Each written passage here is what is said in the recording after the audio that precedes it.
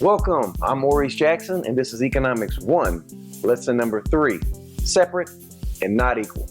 Before we begin today's lesson, I'd like to paraphrase Earl Nightingale in Lead the Field, where Earl simply makes the distinction: those that have command of the English language are also those that are the highest paid in our society. Their ability to distinguish synonyms and antonyms from one another allows them to make decisions and open doors for them that others don't see. To illustrate this point a little further, let's take a look at a dollar and let's see if it has synonyms. Case in point, let's take a look at a Federal Reserve note. How about an Eisenhower dollar? Or a Susan B. Anthony? And how about that gold coin that the bankers always talk about, the Sacagawea? Now, enough with those imposters. Why am I even talking about that? You want to learn about money. Here's a Morgan. Here's an Eagle. Notice they both say $1. Question: are these synonyms? They all state $1. Now, the imposters, guess what they don't have? They don't have any gold. They don't have any silver. The ones that hold the integrity of the Constitution of silver, they're worth more. Now, just to keep it simple, one has silver, one doesn't. These are examples of money. These are examples of currency. The reason I'm making this distinction is because I don't want you to end up like these guys.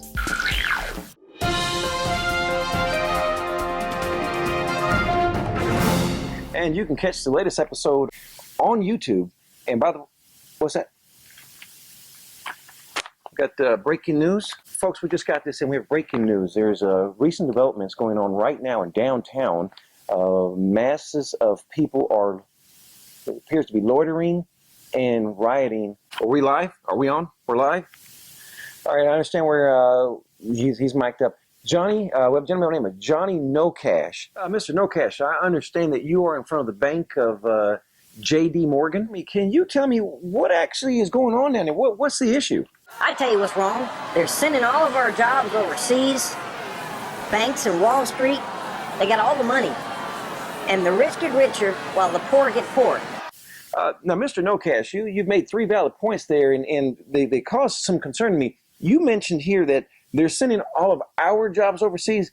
If I understand it correctly, do you own stock in that company? Well, no, I don't own stock in that company.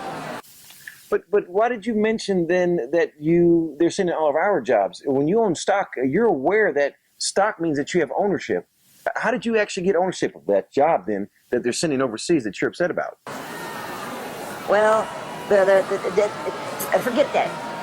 Banks and Wall Street, they have all the money. Now, Mr. No Cash, again, you mentioned something that caught my attention. You stated that the banks have all the money. Hey, certainly you're aware that money is gold and silver. Banks, they hold no gold or no silver. Are you aware of that, Mr. No Cash? Okay. Currency, money, potato, it's all the same thing.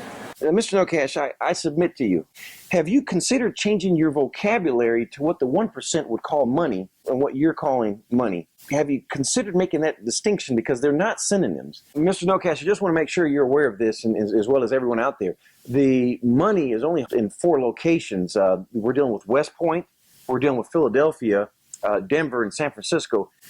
You're not in that city. You guys aware of that?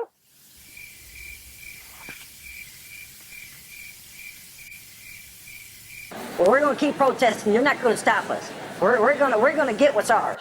Yeah, let's go, guys. Come on. We want our money. Well, folks, there you have it. Scoop Jackson. As it comes to you, we'll bring it to you.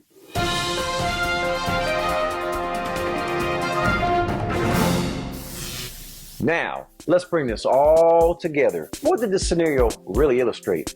It is the power of words. If you noticed, the commentator made the distinction to the person that was protesting. The person protesting had anger, had energy, but had no knowledge base of money. Their vocabulary was limited regarding the subject matter of money. They couldn't make the distinction. However, the light came on later as the interviewer made the distinction. I want you to be empowered. Words are powerful. They have an effect on your life. Use them correctly and you will see changes that are exponential. Change your words, change your ideology, change your life.